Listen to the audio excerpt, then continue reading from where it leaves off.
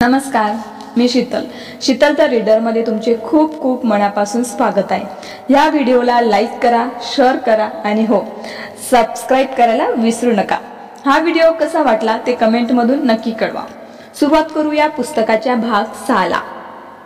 अपयश, संकटे आणि संधी, नोकरी, उद्योगधंदा आणि यश।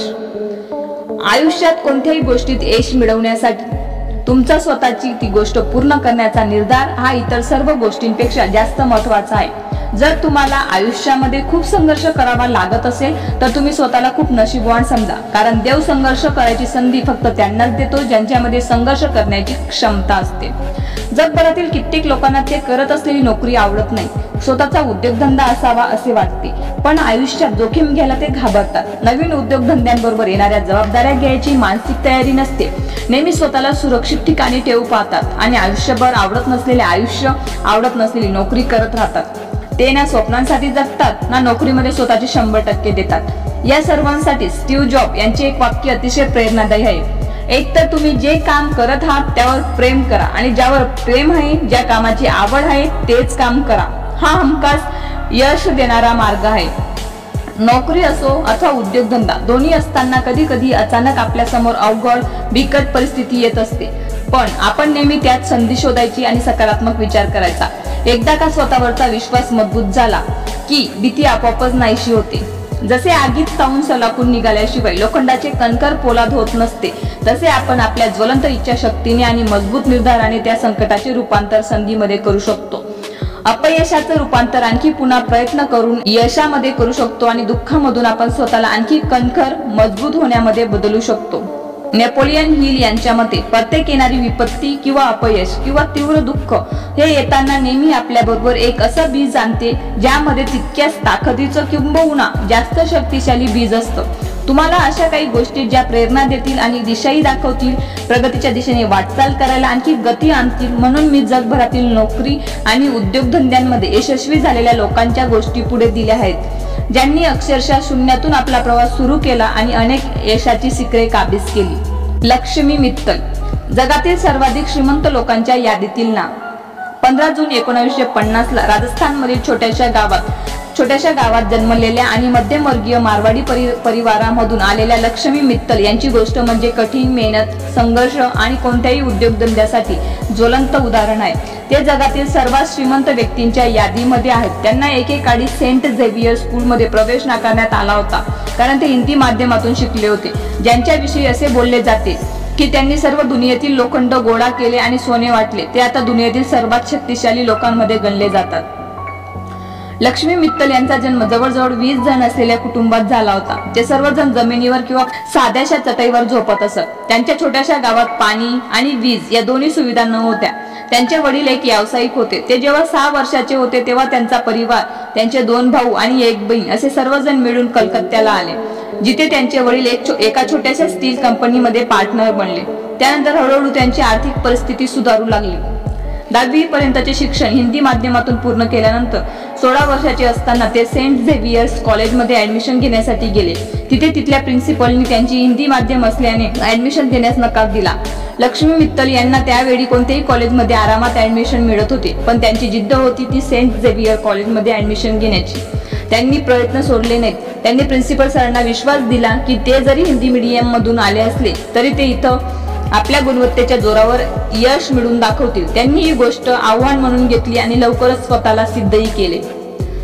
1969 मध्ये त्याच कॉलेजमधून त्यांनी फक्त ग्रॅज्युएशन केले नाही तर संपूर्ण वर्गात टॉपही केले आणि प्रिन्सिपलचे म्हणणे खोटे ठरविले। ते म्हणतात, त्या गोष्टीमुळे मी खूप काही शिकलो आणि ज्यामुळे आयुष्यात एक सफल व्यावसायिक होताना या अनुभवाने मला खूप विश्वास दिला।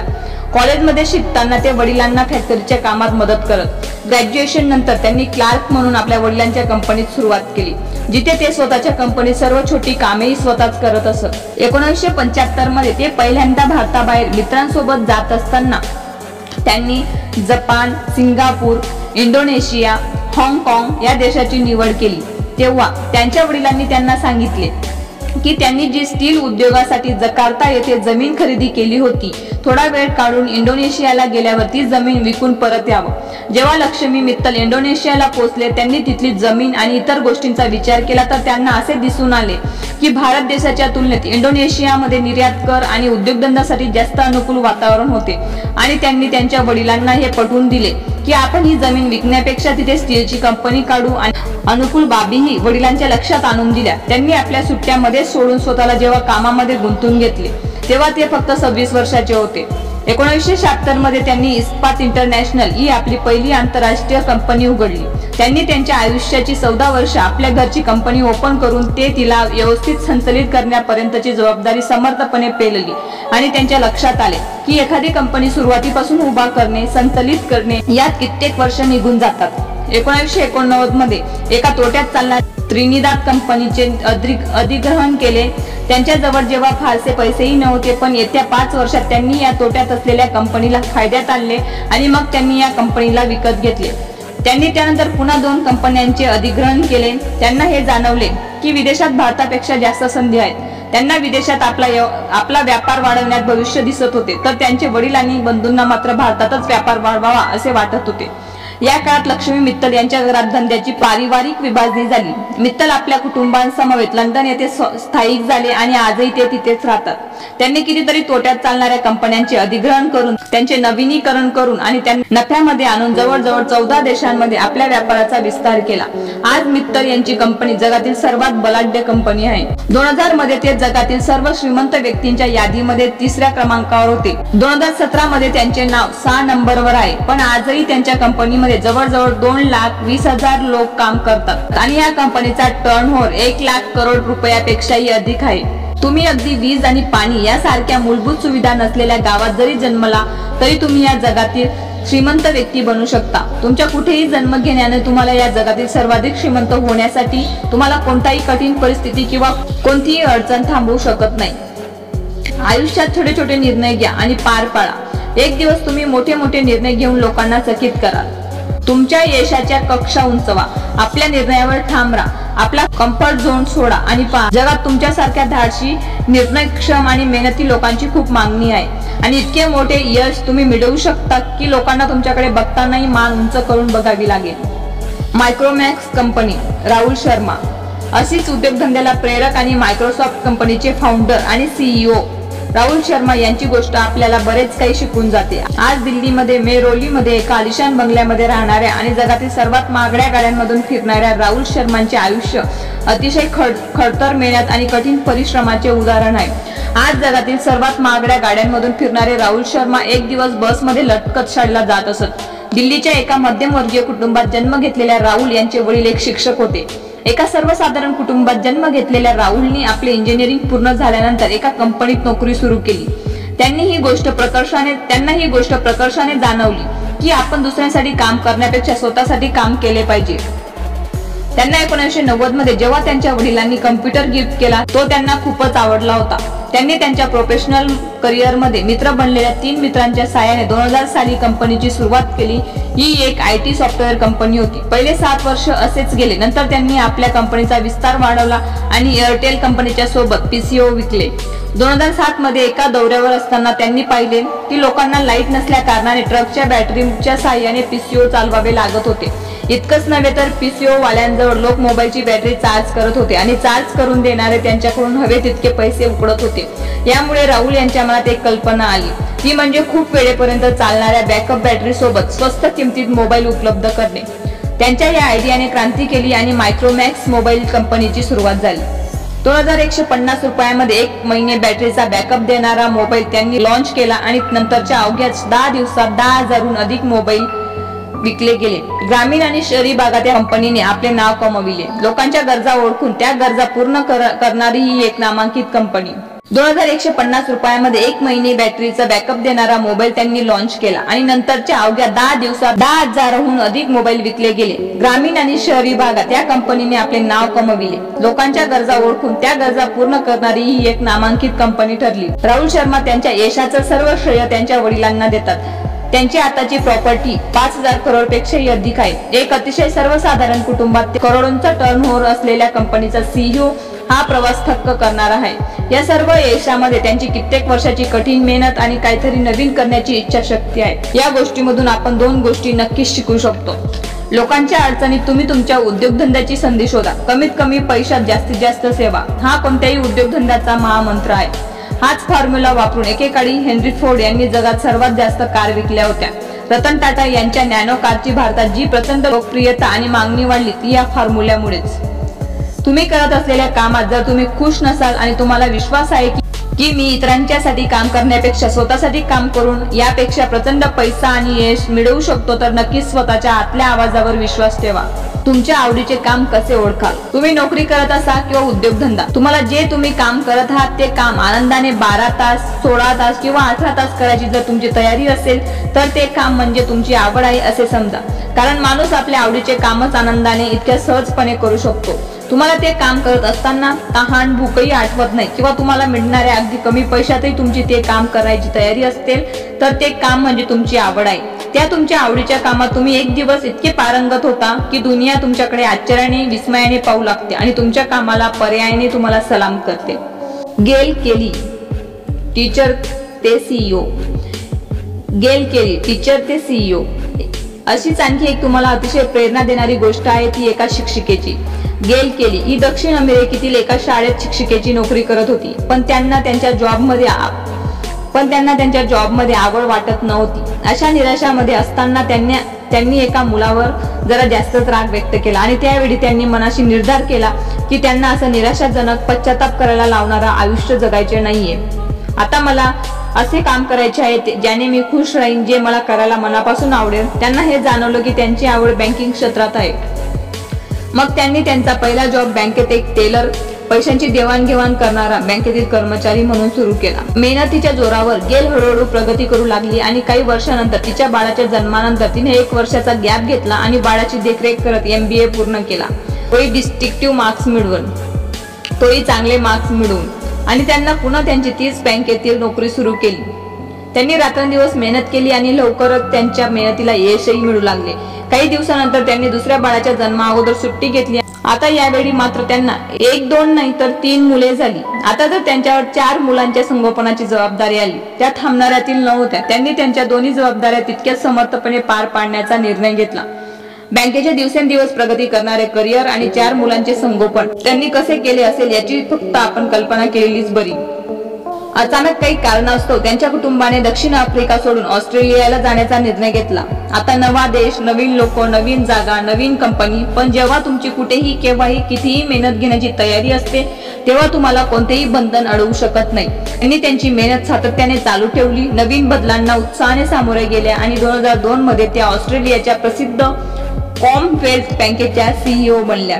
एवढ्यावरच त्या थांबल्या नाहीत तर 2008 मध्ये त्या ऑस्ट्रेलियाच्या सर्वात जुन्या आणि प्रचंड प्रसिद्ध वेस्ट पॅक बँकेच्या CEO बनल्या। एका शिक्षिकेपासून ते बँक टेलर आणि तिथून 2 बलाढ्य बँकांची CEO बनलेल्या गेलचे नाव ऑस्ट्रेलियातील सर्वात प्रभावी आणि शक्तिशाली महिलांमध्ये राहिला आहे। जगातील सर्वात जास्त पगार घेणाऱ्या CEO मध्ये त्यांचं नाव आहे। त्यांची उत्तुंग प्रेरणा देणारी गोष्ट आपल्याला बऱ्याच गोष्टी शिकून जाते। तुम्हाला जर कोणतीही गोष्ट मिळवण्याची मनापासून इच्छा आहे, आवड आहे तर ती तुम्ही मिळवताच। आजपासून बहाणे सांगणे बंद करा। तुमचे वय कोणतेही असो, तुम्ही कोणत्याही देशात असा, तुमचे लग्न झाले आहे, आता तुम्हाला मुले झाली आहेत, आता तुम्हाला इतक्या जबाबदाऱ्या आहेत, हे बहाणे सांगणे बंद करा। तुम्हाला जी हवी ती गोष्ट तुम्ही तुमच्या आत्मविश्वास आणि मेहनतीच्या जोरावर पूर्ण करू शकता। जर तुमच्या आयुष्याची सुरुवात योग्य दिशेने झाली नाही, चुकीची झाली तरी हरकत नाही। तुमच्या आयुष्याचा शेवट कसा करायचा हे पूर्णपणे तुमच्या हातात आहे। तुमच्या आयुष्यावर पूर्ण ताबा असतो। आयुष्य पश्चाताप करत जगायचं की पुन्हा नव्याने सुरुवात करून आपल्याला हवं असलेलं आयुष्य जगायचं हे सर्व तुमच्या हातात आहे। स्वतःवरील विश्वास, निर्णय क्षमता, मेहनत, चिकाटी आणि सातत्य या गोष्टी तुम्हाला यशाचं अतिउच्च शिखर गाठून देतात। सुभाष चंद्रा, 17 रुपये पासून 30,000 करोडच्या कंपनीचा प्रवास। सुभाष चंद्रांच्या मते जेव्हा तुमच्या जवळ गमविण्यासाठी काहीच शिल्लक नसते तेव्हाच खरी सुरुवात असते काहीतरी जिंकण्याची। वयाच्या 20व्या हरियाणातील छोट्याशा इसार शहरामधून फक्त 17 रुपये घेऊन बाहेर पडलेल्या या तरुणाजवळ होता प्रचंड आत्मविश्वास, खूप मोठी स्वप्न आणि त्या स्वप्नांना पूर्ण करण्याची जिद्द। फक्त 17 रुपयापासून ते 30,000 करोड रुपयाची कंपनी उभी केलेल्या डॉक्टर सुभाष चंद्रांची कहाणी विलक्षण आहे। 30 नोव्हेंबर 1950 मध्ये जन्मलेल्या सुभाषचंद्रांचं प्राथमिक शिक्षण गावी झाले. लहानपणापासूनच त्यांना त्यांच्या आजोबांकडून सतत उद्योगधंद्यांचे मार्गदर्शन मिळाले. ते त्यांचे बारकाईने निरीक्षण करत त्यांचे आजोबा व्याजाने पैसे देत असत. त्यांनी त्यांच्या आजोबांकडून महत्त्वाचे 3 धडे घेतले. कधीही भीती बाळगायची नाही. एकदा शब्द दिला की त्यापासून मागे हटायचे नाही. नेहमी खरे बोलावे. सुभाषचंद्रांना इंजिनियर बनायचे होते. 1967 ला ते जेव्हा 17 वर्षाचे होते तेव्हा त्यांची आर्थिक परिस्थिती अतिशय बिकट असल्याने त्यांनी शिक्षण अर्धवट सोडले आणि जो नातेवाईक आणि लोकांच्या कर्जाचा डोंगर झाला होता त्याला सामोरे जायचे ठरवले. सुभाषचंद्रांनी आपल्या विचारपूर्वक वृत्तीने आणि समजूतदारपणे पुन्हा बाजारात गेलेला विश्वास संपादन केला. धंदा पुन्हा रुळावर आणला. 1971 मध्ये दिल्लीला आलेल्या सुभाषचंद्रांनी अनेक व्यवसाय केले. 1976 मध्ये त्यांनी FCI food corporation of India कडून जे कॉन्ट्रॅक्ट मिळाले ते अतिशय जबाबदारीने पार पाडले. दिवसेंदिवस त्यांनी अनेक मिळत गेलेल्या जबाबदाऱ्या समर्थपणे पार पाडल्या. 1989 मध्ये मुंबईला गोराई येथे 753 एकर जमीन खरेदी करून एक्सेल वर्ल्डची स्थापना केली. 1990 मध्ये दूरदर्शनवर झालेल्या मुलाखतीनंतर त्यांनी स्वतःचा चॅनल काढण्याचे स्वप्न पाहिले. त्यामध्ये येणाऱ्या कितीतरी अडथळ्यांवर मात करत 2 वर्षाच्या अथक परिश्रमानंतर 1992 मध्ये हाँगकाँगच्या माध्यमातून भारतातील पहिला सेट टॉप बॉक्स झी टीव्हीने सुरू केला. Zee cinema, Zee news channel सुरू केले. आज 171 देशांमध्ये 100 करोडहून अधिक लोक या चॅनल्सचा लाभ घेतात. सुभाषचंद्रांनी आजपर्यंत अनेक व्यवसाय स्वतःचा आत्मविश्वास आणि क्षमतेवर यशस्वीपणे केले आहेत. सुभाषचंद्रांची गोष्ट ही एक जिवंत प्रेरणा आहे प्रत्येक व्यवसाय करू पाहणाऱ्या तरुणींसाठी. या गोष्टीमधून आपण खूप काही शिकू शकतो. प्रामाणिकपणात प्रचंड शक्ती आणि सामर्थ्य आहे. संकटांचा निर्भीडपणे न घाबरता पण तितक्या समजूतदारपणे सामना करा. मिळालेली प्रत्येक जबाबदारी समर्थपणे जागरूकपणे पार पाडा. यामुळे तुमचा बाजारातील विश्वास आणखीनच वाढत जाईल. मोठी स्वप्न बघा, ती पूर्ण करण्यासाठी अहोरात्र कष्ट करा. एक दिवस ती तुमची वस्तुस्थिती बनेल. Chanda Kochhar, CEO of ICICI bank. नोकरी करणाऱ्यांसाठी चंदा कोचर यांची स्टोरी खूप प्रेरणा देणारी आहे. चंदा कोचर यांचा जन्म 17 नोव्हेंबर 1961 मध्ये राजस्थानमधील जोधपूर येथे झाला. 1982 मध्ये त्यांनी आपले ग्रॅज्युएशन आर्ट्स शाखेमधून पूर्ण केले. यानंतर त्यांनी मुंबईच्या जमनालाल बजाज इन्स्टिट्यूट मध्ये MBA ला ऍडमिशन घेतले. तिथे आपल्या मेहनतीने त्यांनी सुवर्ण पदक जिंकले आणि 1984 मध्ये त्यांनी ICICI बँकेमध्ये मॅनेजमेंट ट्रेनी म्हणून नोकरी करायला सुरुवात केली. आपले काम आणि मेहनतीच्या जोरावर प्रगती केली. एप्रिल 2006 मध्ये त्या ICICI बँकेच्या डेप्युटी मॅनेजिंग डायरेक्टर बनल्या. मे 2009 वर्षापासून त्या ICICI मध्ये बँकेच्या CEO बनल्या. मे 2009 वर्षापासून त्या ICICI बँकेच्या CEO बनल्या. भारतातील सर्वात प्रभावशाली महिलांमध्ये त्यांची गणना होते. हुशारीने निर्णय घेण्याच्या क्षमतेच्या जोरावर त्यांनी खूप महत्त्वाचे निर्णय घेऊन ICICI बँकेला खूप प्रगतीवर आणले. 2006 मधील फोर्ब्सने ज्या जगभरातील सर्वात प्रभावशाली महिलांची यादी जाहीर केली त्यात चंदा कोचर 20व्या क्रमांकावर आहे. ICICI बँक या सध्याच्या सर्वात प्रभावशाली बँकेची सूत्रे समर्थपणे पार पाडणाऱ्या चंदा कोचर या गोष्टीमधून आपण खूप काही शिकू शकतो. चंदा कोचर यांच्या मते स्वतःवर विश्वास ठेवा, स्वतःच्या क्षमतावर विश्वास ठेवा. फक्त तुम्हाला वाटते की तुम्ही करू शकत नाही म्हणून कधीही प्रयत्न सोडू नका. चंदा कोचर यांच्या मते चांगली योजना आखा आणि संघटित व्हा. मी एक काम करणारी सक्षम महिला आणि एक आई या 2 जबाबदाऱ्यांची निवड केली. मी या दोन्हींपैकी एकावर का तडजोड करायची जर मला विश्वास आहे की या दोन्ही जबाबदाऱ्या मी व्यवस्थित पार पाडू शकते. तुम्ही अगदी आर्ट्स शाखेचे असाल आणि तुम्हाला बँकिंग अकाउंटिंगची आवड असेल तर तुम्ही ते ज्ञान आत्मसात करून एक प्रचंड मोठी बँक समर्थपणे सांभाळू शकता. तशी आवड आणि जिद्द मात्र असायला हवी. कधीही लग्न झाले म्हणून, मुले झाली म्हणून करिअर सोडू नका. तुम्ही मनात आणले तर या दोन्ही जबाबदाऱ्या तुम्ही समर्थपणे पार पाडू शकता.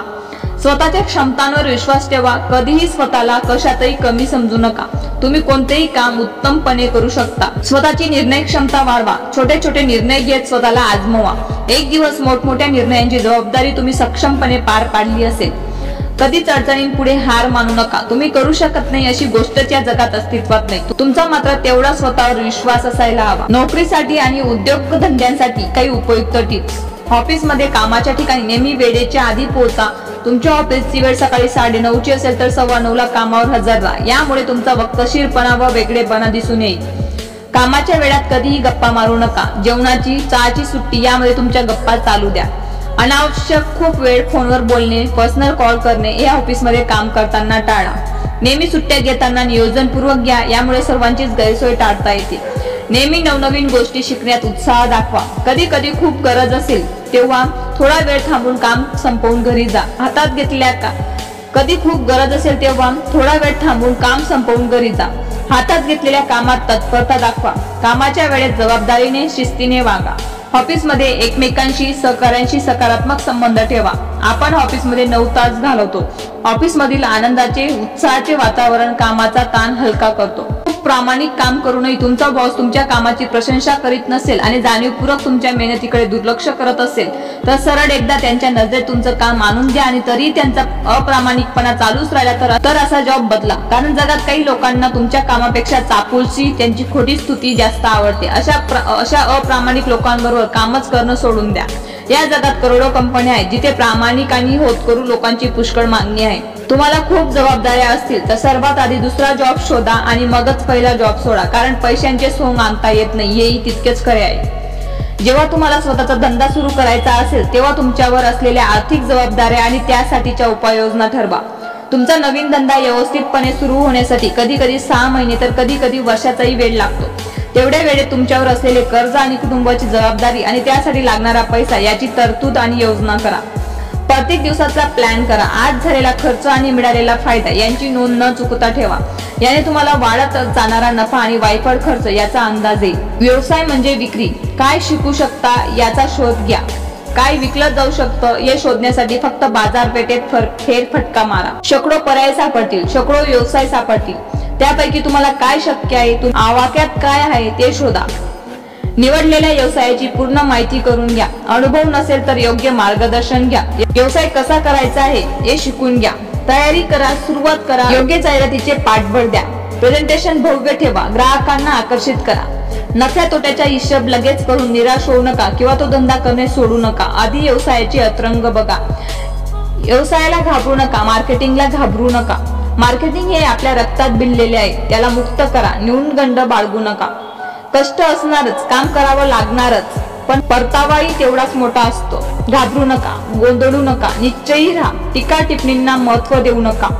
टीका करणारे तुमच्या मागे असतात. सोबत असणाऱ्यांना महत्त्व द्या. एकदा फक्त सुरुवात करा. व्यवसाय करून तर बघा. नोकरी मागणाऱ्यांपेक्षा नोकरी देणारे व्हा. उद्योजक व्हा. समृद्ध व्हा. नेहमी लक्षात ठेवा, तुम्ही तुमच्या प्रॉब्लेम पेक्षा कितीतरी मोठे आहात. या जगातील प्रत्येक प्रॉब्लेमवर सोल्युशन हे असतेच. तुम्ही तुमचा फोकस प्रॉब्लेमवर न करता सोल्युशनवर करा आणि रिझल्ट पहा. हा भाग कसा वाटला ते कमेंट मधून नक्की कळवा. पुन्हा भेटूया पुस्तकाच्या नवीन भागात.